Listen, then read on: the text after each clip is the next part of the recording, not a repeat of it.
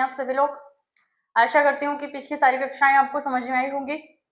हमारा पाचन तंत्र जनरल साइंस में पाचन तंत्र चल रहा है और उसमें हमने आहार नाल, पाचन ग्रंथियां, भोजन के प्रमुख घटक में प्रोटीन तक हम आ गए हैं। आज हम उसके आगे की चर्चा करेंगे। उससे पहले हम कल का थोड़ा रिवीजन कर लेते हैं, ठीक है।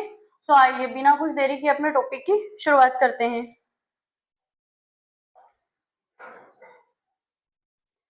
हमने कल कार्बोहाइड्रेट से संबंधित बीमारियों को देख लिया था कि कार्बोहाइड्रेट से संबंधित कौन कौन सी बीमारियां होती है। डायबिटीज को देख लिया था, मोटापा,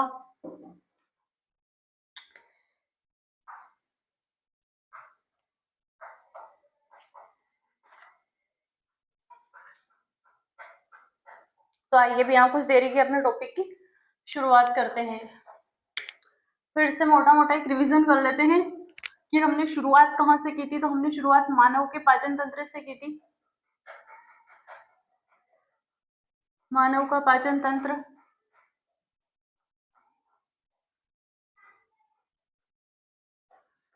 मानव का पाचन तंत्र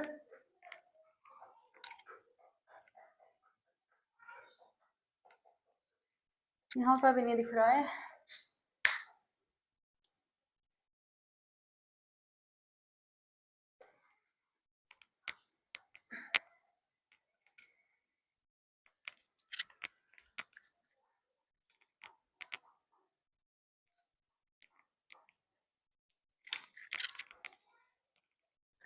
तो आइए अपने टॉपिक की शुरुआत करते हैं। पहले मोटा मोटा रिवीजन कर लेते हैं कि हमारा मानव का पाचन तंत्र चल रहा है। इसको हमने दो भागों में डिवाइड किया था, जिसके दोनों भाग हमारे कंप्लीट हो गए। पहला है आहार नाल और दूसरा पाचन ग्रंथियां।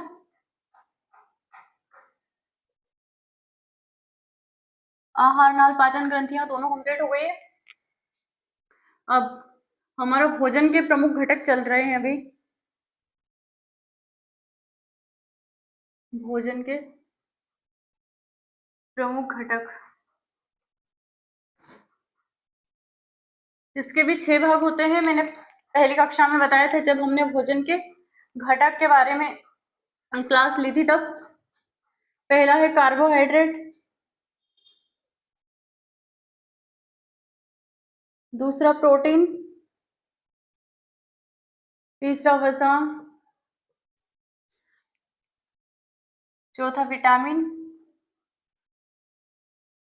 पांचवा मिनरल्स यानी कि खनिज,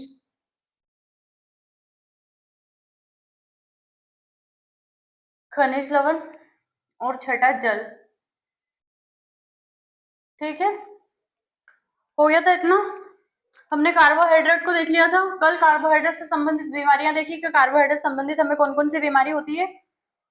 तो या तो हमारे शरीर में ग्लूकोज की मात्रा बढ़ जाती है, ग्लूकोज का अत्यधिक सेवन या अनियमित सेवन करने से हमारे शरीर में कार्बोहाइड्रेट से संबंधित बीमारियां होती है। कौन कौन सी? तो एक तो थी मधुमेह, दूसरी थी हाइपोग्लाइसेमिया, तीसरी मोटापा और चौथा हार्ट अटैक।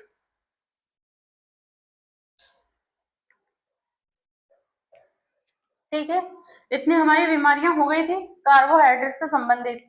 फिर कल हमने प्रोटीन के बारे में देखा था कि प्रोटीन क्या होता है। तो प्रोटीन शरीर का वह मूलभूत जैविक अणु होता है जो हमारे शरीर का और हमारे शरीर की कोशिकाओं के निर्माण करने में सहायक होता है। ठीक है, फिर protein carbon, hydrogen, oxygen, phosphorus और सल्फर से मिलकर बना हुआ होता है। ये यहाँ तक देख लिया था हमने। फिर प्रोटीन बना किससे है? तो ये अमीनो अम्ल से मिलकर बना हुआ होता है। अमीनो अम्ल भी दो प्रकार के होते हैं, एक आवश्यक अमीनो अम्ल, दूसरे अनावश्यक अमीनो अम्ल। आवश्यक अमीनो अम्ल वे होते हैं जो हमें आहार के रूप में लेने होते हैं, जो हम बाहर से लेते हैं आहार के रूप में, वो आवश्यक अमीनो अम्ल। और अनावश्यक अमीनो अम्ल जो हमारे शरीर में ही बन जाते हैं एंटीबॉडी के रूप में। और प्रोटीन के कार्य क्या क्या होते हैं? ये हमारे शरीर की इम्यूनिटी स्ट्रॉन्ग करता है, हमारे शरीर में हीमोग्लोबिन को बढ़ाता है। ठीक है, हमारे शरीर का निर्माण में सहायक करता है। हमारे शरीर में जो एंजाइम होते हैं उनका सिक्रेशन करने में ये सहायता करता है, ठीक है, और इंसुलिन और ग्लूकागॉन हार्मोन का निर्माण करता है। फिर प्रोटीन से संबंधित हमने बीमारियां देखी थी कल कि प्रोटीन से संबंधित कौन कौन सी बीमारी होती है। तो प्रोटीन से संबंधित क्वाशीयोरकोर और मेरास्मस बीमारी होती है। क्वाशीयोरकोर में शरीर में प्रोटीन की कमी हो जाती है, ऊर्जा तो भरपूर रहती है, जिससे व्यक्ति का पेट मोटा होता है लेकिन कमजोरी होती है, सूजन पूरे शरीर में, उसके पूरे शरीर में सूजन होती है। फिर मेरास्मस रोग में क्या होता है कि उस रोग में व्यक्ति के शरीर में ऊर्जा और प्रोटीन दोनों की कमी हो जाती है, जिसकी वजह से बाल झड़ना, बालों का अनायास झड़ना, कम उम्र में बालों को सफेद होना, कमजोरी, थकान, चिड़चिड़ापन होना। ये हो गई थी प्रोटीन से संबंधित बीमारियां और कार्बोहाइड्रेट से संबंधित बीमारियां। इनके बारे में हमने कल डिटेल से देख लिया था। आज हम चर्चा करेंगे कि वसा, ये वसा होती क्या है, ठीक है।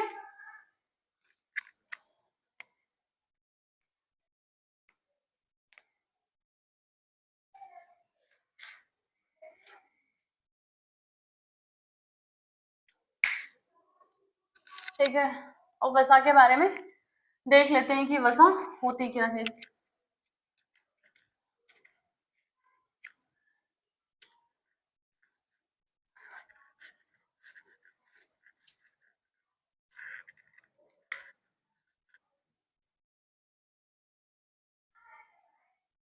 वसा, फैट, पहले देख लेते हैं इसकी परिभाषा कि वसा होती क्या है।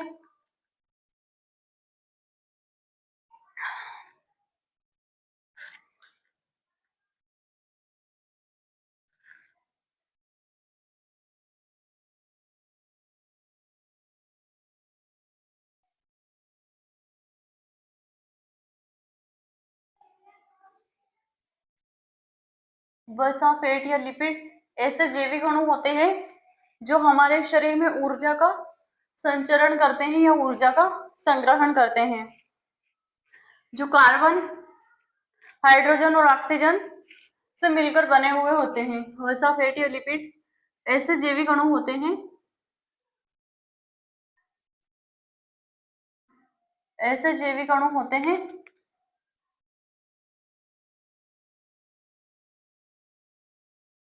जो कार्बन,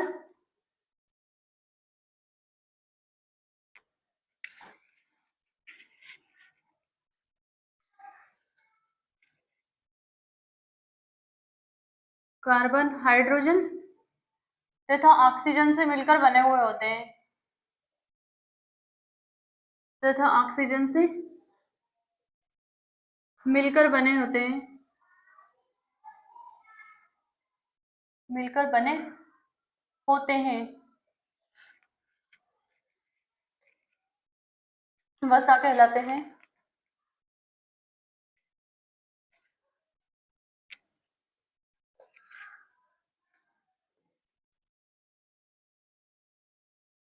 ये ऊर्जा का मुख्य स्रोत होते हैं।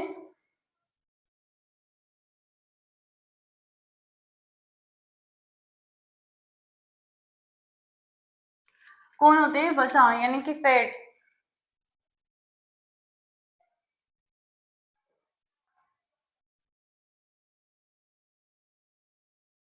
और शरीर में संरचनात्मक, कार्यात्मक रूप में सहायता करते हैं। संरचनात्मक और कार्यात्मक रूप में सहायता करते हैं।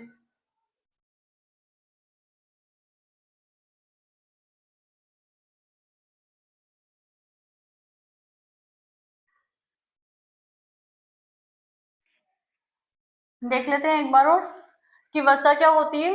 तो वसा, फैट या लिपिड एक ऐसे जैविक अणु होते हैं जो हाइड्रोजन तथा ऑक्सीजन से मिलकर बने हुए होते हैं और ये ऊर्जा का मुख्य स्रोत होते हैं और संरचनात्मक और कार्यात्मक रूप में हमारे शरीर में हमारी सहायता करते हैं, ठीक है। अब वसा भी दो प्रकार की होती है, पहली संतृप्त वसा और दूसरी असंतृप्त वसा, ठीक है।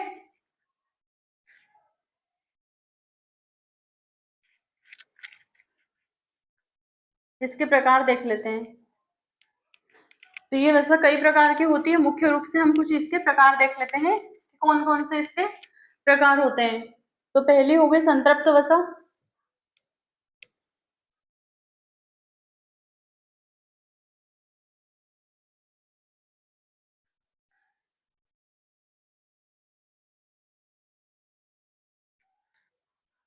इस वसा में कार्बन कार्बन के एकल बॉन्ड होते हैं या सिंगल बॉन्ड होते हैं। कार्बन कार्बन के एकल बंध होते हैं।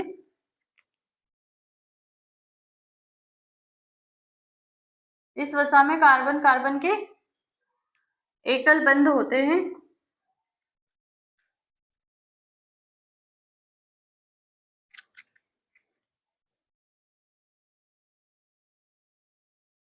ये सिंगल बॉन्ड होते हैं। इस प्रकार की वसा में कार्बन के सिंगल बॉन्ड होते हैं तथा ये ठोस अवस्था में पाए जाते हैं।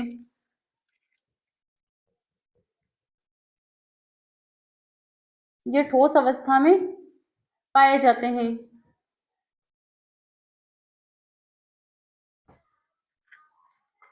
उदाहरण के लिए कौन कौन से? घी, मक्खन और पनीर। इसके स्रोत क्या होते हैं संतृप्त वसा के? घी, और सबसे अच्छा घी होता है गाय का घी।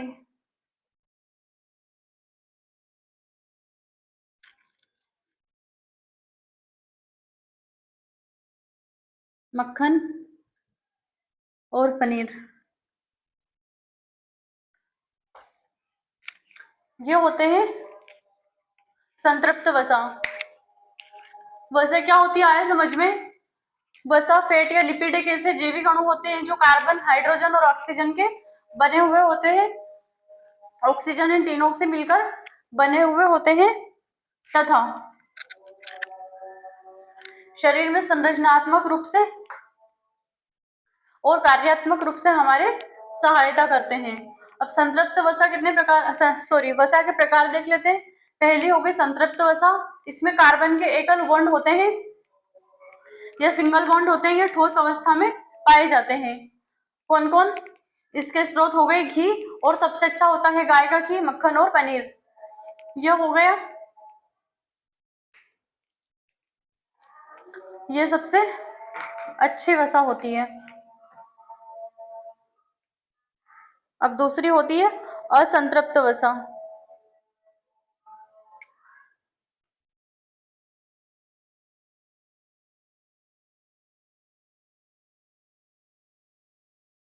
असंतृप्त वसा, इसमें एक या एक से अधिक कार्बन के बॉन्ड बने हुए होते हैं।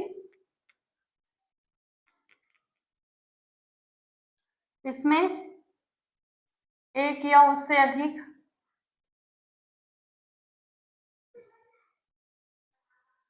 बॉन्ड बने हुए होते हैं। अधिक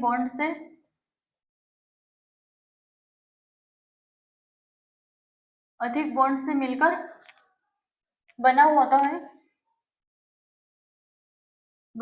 है तथा ये प्रकृति में तरल अवस्था में मिलते हैं।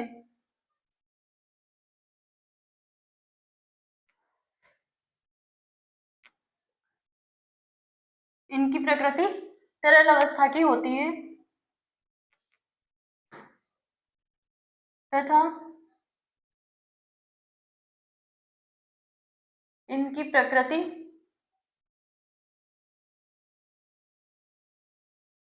तरल अवस्था में होती है।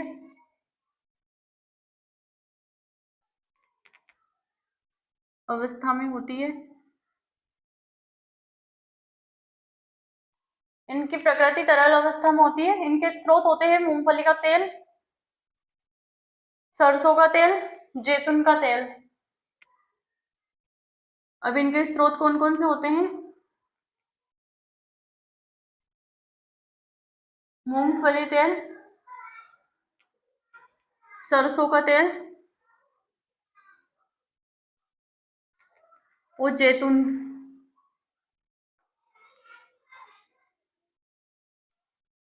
जैतून तेल, ठीक है। यह संतृप्त वसा होती है जो तरल अवस्था में मिलती है तथा दो या एक से अधिक कार्बन बॉन्ड की होती है। इनमें कार्बन के एक या एक से अधिक बंध बने हुए होते हैं, इनसे मिलकर बनी होती है और ये तरल अवस्था में मिलती है। उदाहरण के लिए मूंगफली का तेल, सरसों का तेल और जैतून का तेल। इनमें लो डेंसिटी लिपिड होता है तथा सबसे ज्यादा कोलेस्ट्रॉल होता है। वो जो कोलेस्ट्रॉल होता है वो बहुत बुरा होता है, जो हमारे शरीर के लिए हानिकारक होता है। सरसों का तेल खाना भी हमारे शरीर के लिए हानिकारक है, ठीक है। आया इतना समझ में? सबसे अच्छा यदि कोलेस्ट्रॉल होता है तो वो सूरजमुखी के तेल में होता है।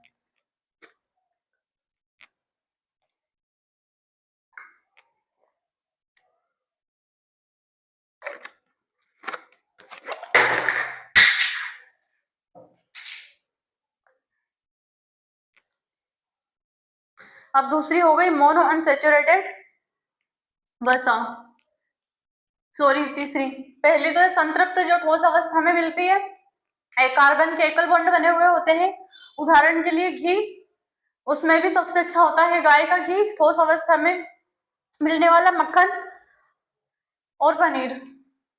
फिर दूसरी हो गई थी असंतृप्त वसा, इसमें एक या उससे अधिक बॉन्ड से मिलकर बनी हुई होती है या कार्बन के एक से अधिक बॉन्ड बने हुए होते हैं। इनकी प्रकृति तरल अवस्था में होती है, मूंगफली का तेल, सरसों का तेल और जैतून का तेल, ठीक है। अब तीसरी आ गई है मोनो अनसेचुरेटेड वसा या mono unsaturated fat. Mono unsaturated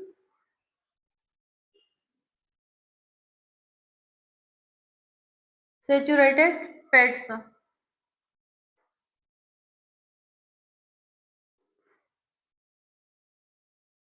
इसमें क्या होता है, इसमें कार्बन के दो या दो से अधिक बॉन्ड बने हुए होते हैं।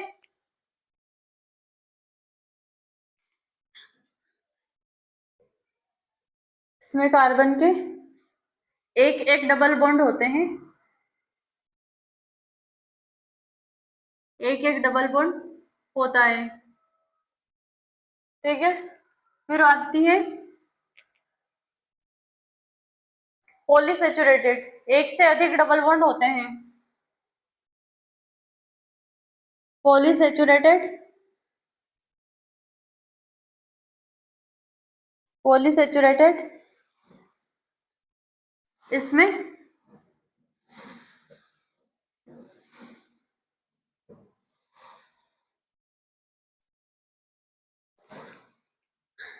एक से अधिक या दो से अधिक डबल बॉन्ड होते हैं, एक या एक से अधिक या दो से अधिक डबल बॉन्ड होते हैं।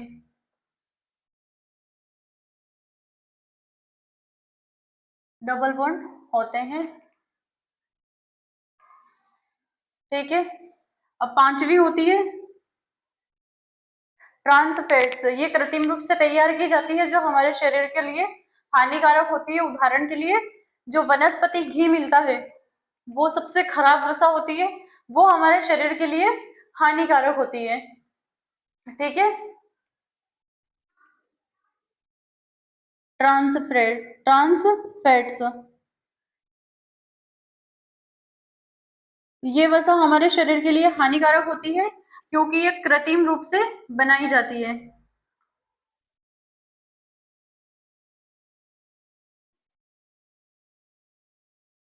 ये कृत्रिम रूप से बनाई जाती है जो हमारे शरीर के लिए हानिकारक होती है, जो हमारे शरीर के लिए हानिकारक होती है।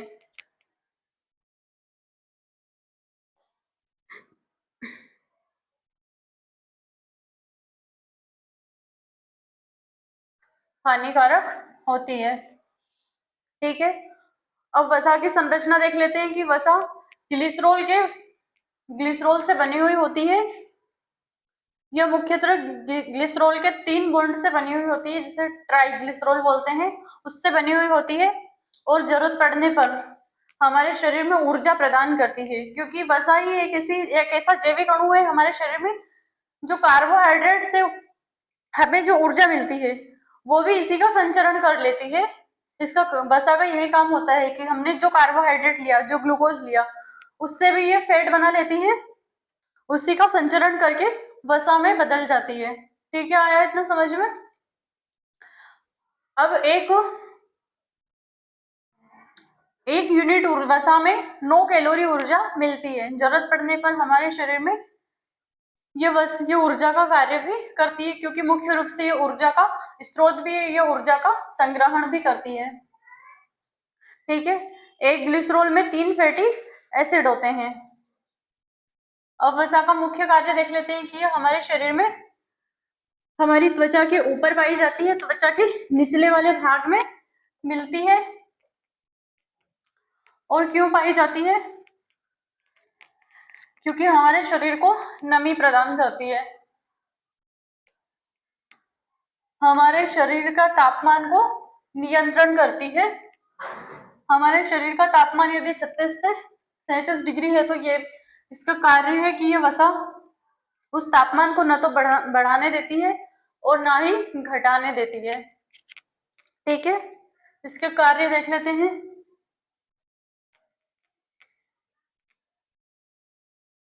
ये हमारी त्वचा के निचले भाग में मिलती है, निचले भाग में मिलती है।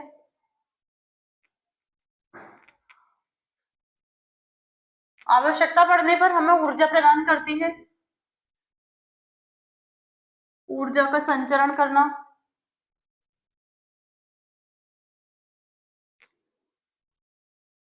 ग्लूकोज से ऊर्जा बनाना,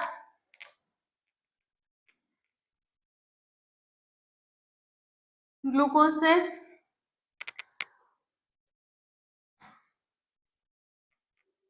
वसा बनाना,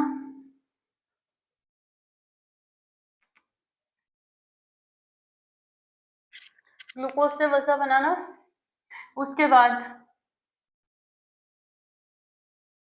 आवश्यकता पड़ने पर शरीर को ऊर्जा प्रदान करना।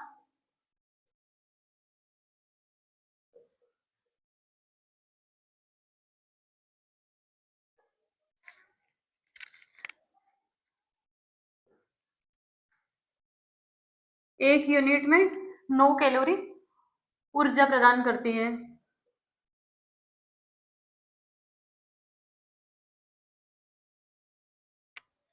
एक यूनिट से 9 कैलोरी ऊर्जा प्रदान करती है।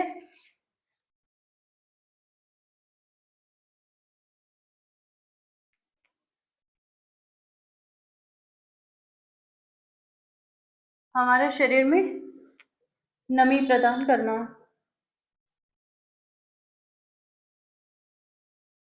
ठीक है, ये इसके काम होते हैं वसा के, हमारे शरीर में आवश्यक भी होती है। ठीक है, ये त्वचा के निचले भाग में मिलती है, ऊर्जा का संचरण करती है, ग्लूकोज का बनाना, ग्लूकोज से वसा को भी बना देती है। जब हमारे शरीर में ज्यादा ग्लूकोज हो जाता है तो वो ग्लूकोज अपना वसा में कन्वर्ट हो जाता है। आवश्यकता पड़ने पर शरीर को ऊर्जा प्रदान करती है। एक यूनिट वसा में 9 कैलोरी ऊर्जा मिलती है। हमारे शरीर में नमी प्रदान करना। अब देख लेते हैं कि वसा से संबंधित बीमारियां क्या क्या होती है। ठीक है,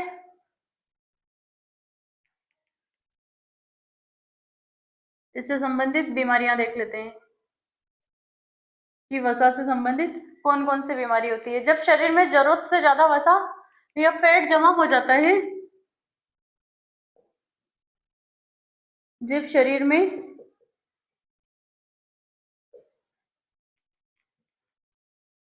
जरूरत से ज्यादा फैट जमा हो जाता है,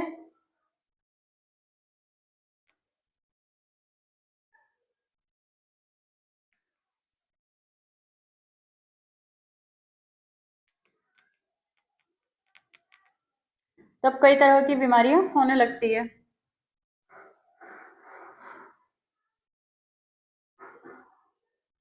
तब कई तरह की बीमारियां होने लगती है।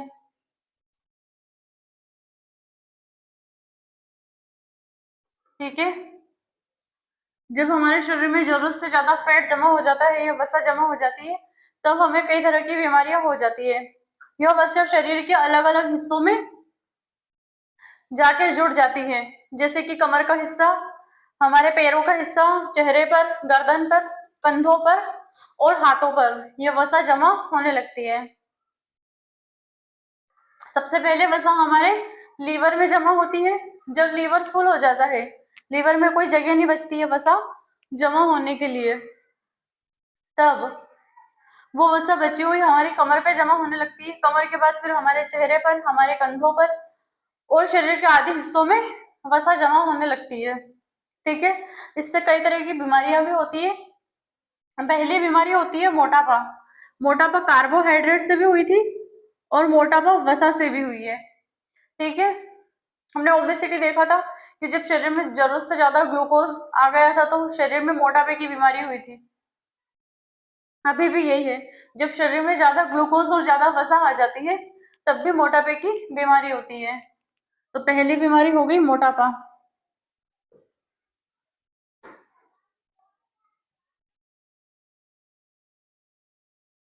जब जरूरत से ज्यादा वसा जमने जमने लग जाती है हमारे शरीर में या फैट जमने लगता है,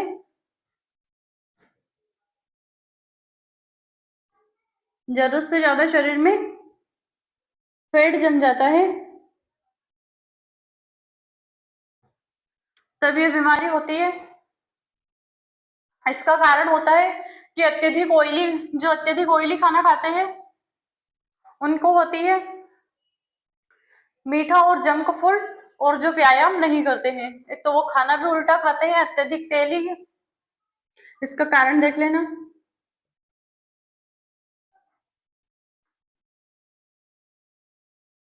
अधिक तेलीय भोजन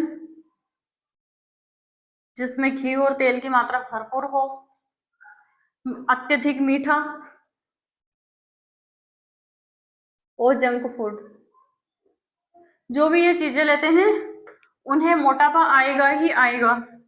जो रोज अत्यधिक ज्यादा घी तेल खाते हैं, घी में कोई बुराई नहीं है, घी हमारे शरीर के लिए अच्छा होता है, लेकिन वो भी लिमिट में। यदि उस घी को ज्यादा मात्रा में ले लिया, एक साथ ही खा लिया, तो वो हमारे शरीर में हानिकारक होता है। ठीक है, और व्यायाम की कमी।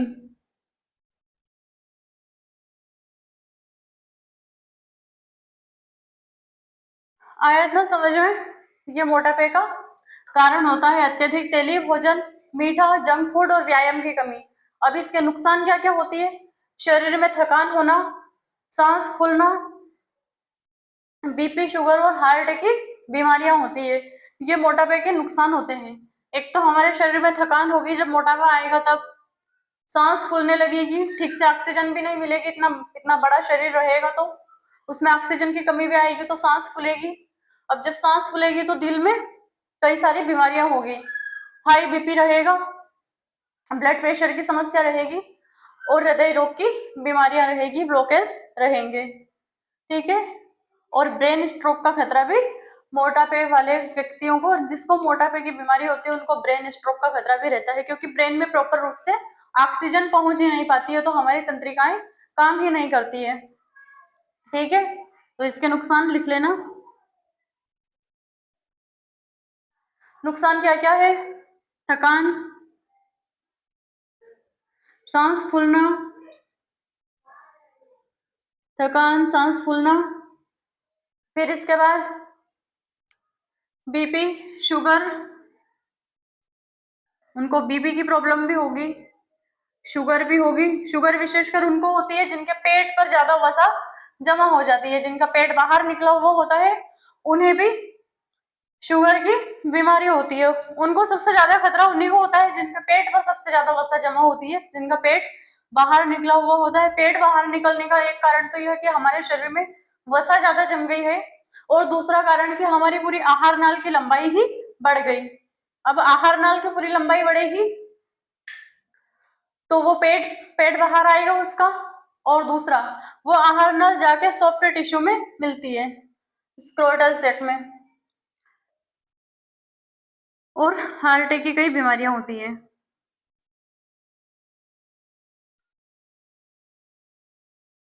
ठीक है, आया इतना बात समझ में कि ये पहली बीमारी हो गई वसा से संबंधित, कि जब जरूरत से ज्यादा शरीर में फैट जमा हो जाता है, और कारण है इसका कि अत्यधिक जो मीठा खाते हैं, जंक फूड खाते हैं, और एक्सरसाइज भी नहीं करते हैं, व्यायाम नहीं करते हैं, और अत्यधिक ऑयली खाना खाते हैं, उनको ये मोटापे की बीमारी होती है।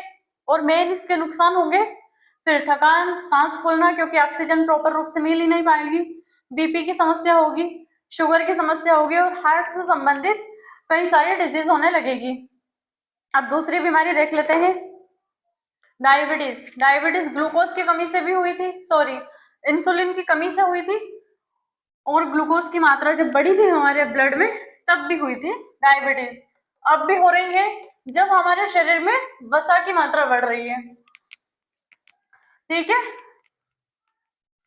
क्योंकि दोनों का ही काम है कि हमारे शरीर में ऊर्जा प्रदान करना। इसका काम होता है कि ये हमारे शरीर में नमी प्रदान करती है वसा, लेकिन ये ज्यादा हानिकारक होती है। अधिक चीज सभी वर्जित होता है, जरूरत से ज्यादा बोलना, जरूरत से ज्यादा खाना, जरूरत से ज्यादा सोना, सभी हानिकारक होता है। ठीक है, अब दूसरी बीमारी हो गई डायबिटीज, मधुमेह है। ठीक है,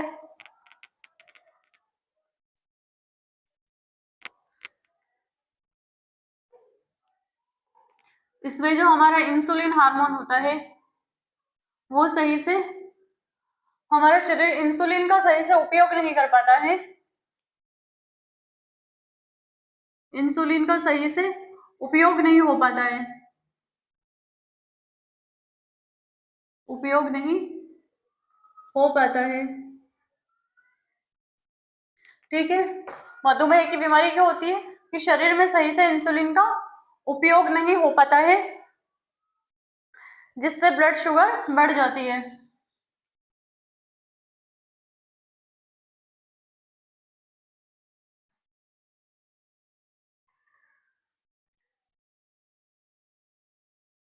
अब ब्लड शुगर जो बढ़ेगी वो भी फैट में जमा होगी कहीं ना कहीं जाकर, वो भी फैट का, वसा का रूप ले लेगी आगे जाकर।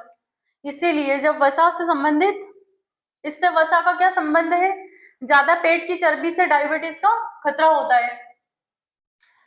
अब वसा की जब मात्रा बढ़ती है तो हमारे शरीर में डायबिटीज क्यों होती है, वसा के कारण, क्योंकि जब ज्यादा वसा रहेगी हमारे शरीर में तो इंसुलिन हार्मोन का सही से उपयोग नहीं हो पाएगा, क्योंकि हमारा लीवर प्रतिदिन उस वसा को काटने का काम करेगा, तो वो इंसुलिन बना नहीं पाएगा, तो उसका सही से उपयोग हो भी नहीं पाएगा, फिर जिससे ब्लड में शुगर बढ़ जाएगी। और इसका मुख्य कारण होता है कि जिन लोगों की पेट पर चर्बी ज्यादा होती है, पेट पर ज्यादा फैट या ज्यादा वसा जमी हुई होती है, उनको डायबिटीज का खतरा ज्यादा रहता है। इसका वसा से संबंध लिख लेना यहाँ पे, वसा से संबंध।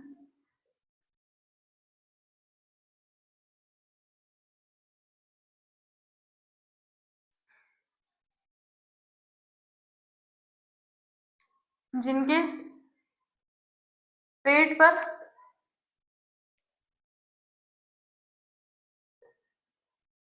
ज्यादा फैट होता है उनको ये समस्या होती है, उनको खतरा रहता है मधुमेह का।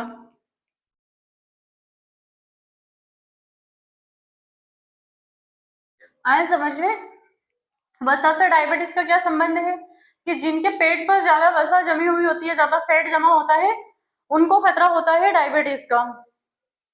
ठीक है, अब इसके नुकसान क्या क्या होंगे कि आंखों की रोशनी कम होगी, किडनी खराब होगी, और पैरों में सुन्नपन आएगा, क्योंकि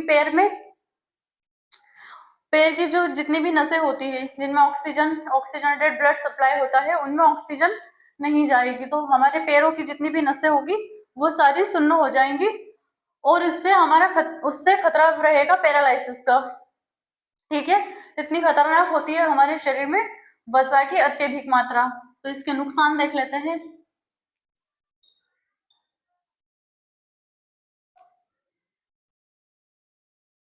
वसा ज्यादा नहीं लेनी चाहिए, देसी घी खाओ, रोजाना खाओ, लेकिन उसकी लिमिट में। यदि 1 लीटर एक साथ पी गए तो उसका नुकसान झेलना पड़ेगा। ठीक है, वो 1 चम्मच ही काफी होता है हमारे पूरे शरीर के दैनिक कार्यों में और शरीर के भौतिक और रासायनिक कार्यों में सहायता करने के लिए। तो इसके नुकसान देख लेते हैं कि आंखों की रोशनी कम होगी,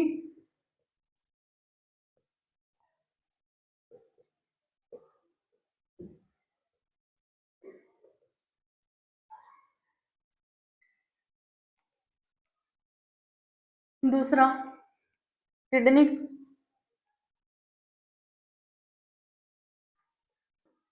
किडनी खराब होगी,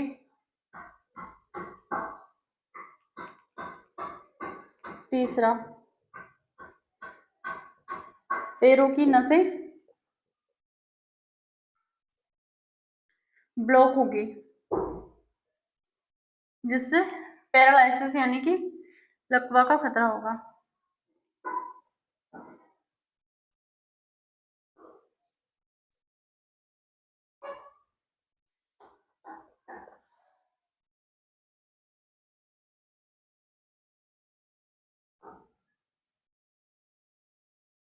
ये होती है वसा से संबंधित बीमारी। ये वसा के नुकसान होते हैं कि मधुमेह में, अगर यदि वसा के कारण मधुमेह या डायबिटीज हुई है तो उसके नुकसान क्या क्या होंगे। देख लियो कि आंखों की रोशनी में कमी होगी,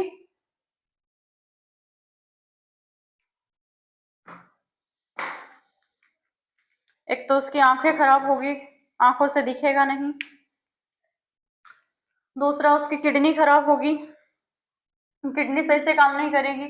और पैरों की नसें पूरी तरह से ब्लॉक हो जाएगी, जिससे लकवा होने का खतरा हमेशा, पैरालाइसिस का खतरा हमेशा बना रहेगा। ठीक है, अब तीसरी बीमारी देख लेते हैं कि फैटी लीवर। अब ये क्या होता है, जब शरीर में ज्यादा फैट जमा हो जाता है,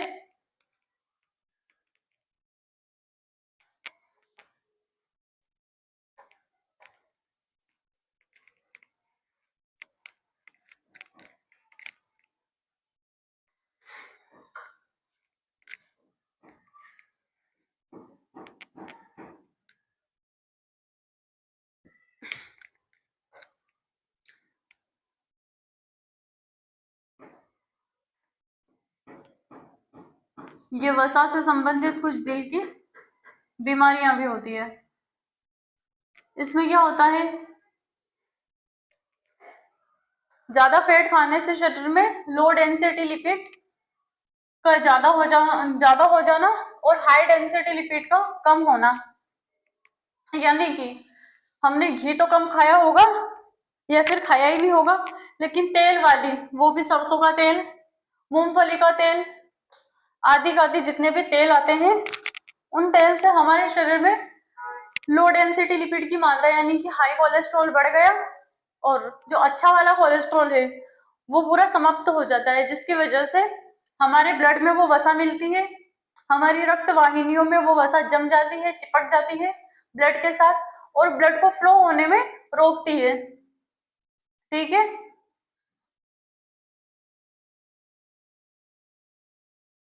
तो ज्यादा फैट खाने से लो डेंसिटी लिपिड का अधिक होना,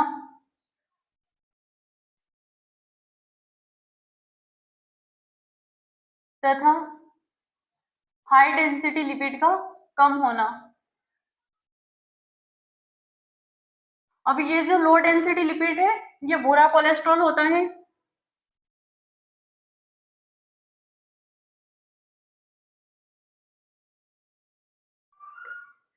उदाहरण वनस्पति घी।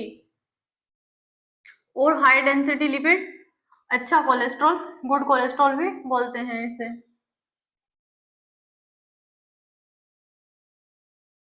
ये संतृप्त वसा में आता है और ये असंतृप्त वसा में आता है लो डेंसिटी लिपिड। ये अच्छा कोलेस्ट्रॉल होता है। ठीक है, इसका उदाहरण वनस्पति घी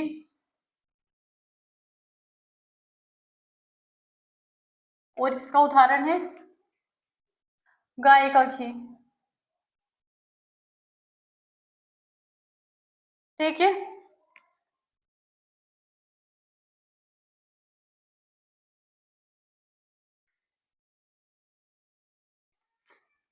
अब इसके नुकसान देख लेते हैं।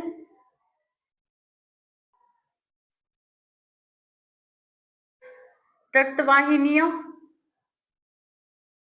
कमजोर पड़ती है, क्योंकि ये जो वसा होती है, लो डेंसिटी वाली जो वसा होती है, लो डेंसिटी लिपिड होते हैं, ये हमारी रक्तवाहिनियों में चिपक जाते हैं, जिसकी वजह से हमारी रक्तवाहिनियों में, हमारी जो रक्तवाहिनियां होती है वो ब्लड फ्लो नहीं कर पाती है। ठीक है, आया इतना समझ में, ये रक्तवाहिनियां कमजोर करती है, और हमारे जो हार्ट की जितनी भी वेन है, हमारे हार्ट की जितनी भी ब्लड वेसल्स जा रही है, उनको ब्लॉक करती है, हमारे हार्ट की नलियों को ब्लॉक कर देती है।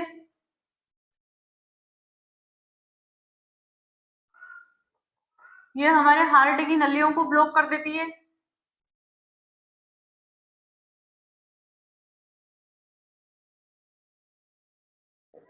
जिससे हमें हार्ट अटैक का खतरा बना रहता है, जिससे हार्ट अटैक और स्ट्रोक का खतरा बना रहता है।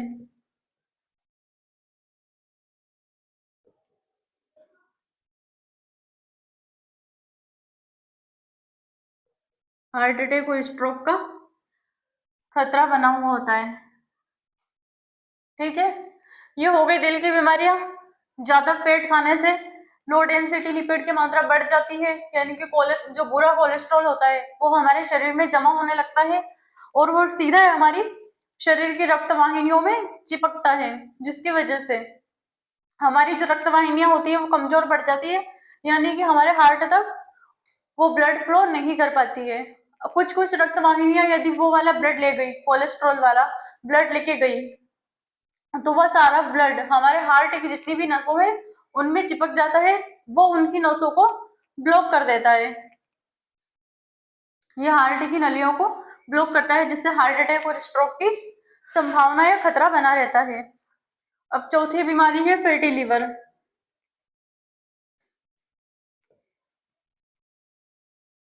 इससे हमारे लीवर में फैट जमा हो जाता है।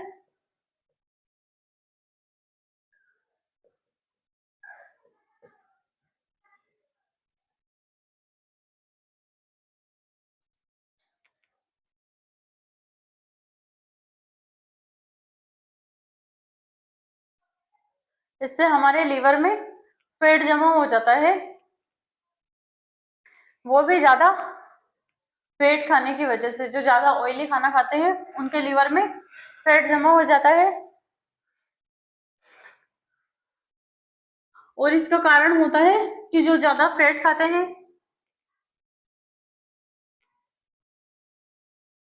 अधिक वसा युक्त भोजन,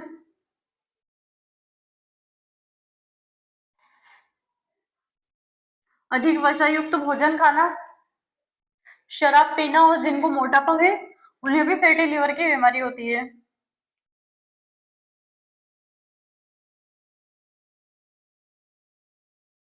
जो शराब पीते हैं उन्हें भी ये बीमारी होती है, और जो ज्यादा मोटे होते हैं उन्हें भी यही बीमारी होती है। ठीक है, ये हो गई फैटी लिवर से संबंधित बीमारी। अब इसके नुकसान देख लेते हैं कि इससे क्या होता। अब कोई इंसान ज्यादा शराब पिएगा तो उसका लिवर ऑलरेडी डैमेज होगा, सूजन और लीवर फेल होने का खतरा, इसके ये नुकसान होते हैं। सूजन और लीवर फेल होने का खतरा। अब जो शराब पिया जाएगा उनका लीवर ऑलरेडी फेल हो जाता है।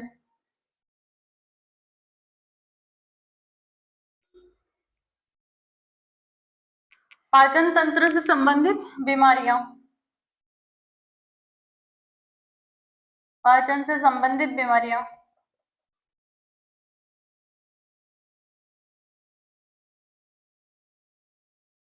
क्योंकि हमारे लीवर से कुछ एंजाइम निकलते हैं जो वसा को पचाने के लिए सहायक करते हैं, जब हमारा लीवर डैमेज हो जाएगा या लीवर फेल ही हो जाएगा तो उसमें से जो वसा को पचाने वाले जो एंजाइम होते हैं वो निकलना ही बंद हो जाएंगे। इस वजह से अगर कोई इंसान उसके बाद यदि घी तेल का जो भी कुछ खाना खाएगा, वसा युक्त जो भी भोजन करेगा, अच्छा कोलेस्ट्रॉल भी होगा वो भी वो पचा नहीं पाएगा और उसके शरीर में जब लीवर खराब हो जाएगा तो अनेक बीमारियों से घेर लेगी। ठीक है, अब आखिरी देख लेते हैं ब्लड प्रेशर। जब खून का दबाव बढ़ जाता है या वसा से हमारी जो नसें होती है वो अत्यधिक संकरी हो जाती है, जिससे हमारे ब्लड को फ्लो होने में परेशानी होती है। उसी से ब्लड प्रेशर की बीमारी होती है। तो ये हो गई वसा से संबंधित कुछ बीमारी। एक होता है पित्त की पथरी। हमारे पित्ताशय में जब अत्यधिक रूप से वसा का संचरण हो जाता है या वसा जम जाती है, वो वसा निकल ही नहीं पाती है क्योंकि पूरे शरीर में वसा फैल गई है अत्यधिक मात्रा में, तो हमारे पित्ताशय में वो जमने लग जाती है और कठोर हो जाती है और उससे पथरी बनने लग जाती है, जिससे बोलते हैं कि हमें पित्त की पथरी हो गई है। उसके लक्षण होते हैं पेट दर्द करना, पेट में सूजन आना, पानी पीने पर भी पेट में दर्द होना या सूजन होना। तो ये हो गई वसा से संबंधित कुछ बीमारियां। आशा करती हूँ कि आपको मैंने जो पढ़ाया होगा वो समझ में आया होगा। कल हम देखेंगे कि विटामिन क्या होते हैं, विटामिन की कमी से कौन कौन से रोग होते हैं और विटामिन हमारे शरीर के लिए क्यों आवश्यक होते हैं। ठीक है, आज के लिए इतना ही। पढ़ते रहिएगा, रिवीजन करते रहिएगा। बाय, धन्यवाद।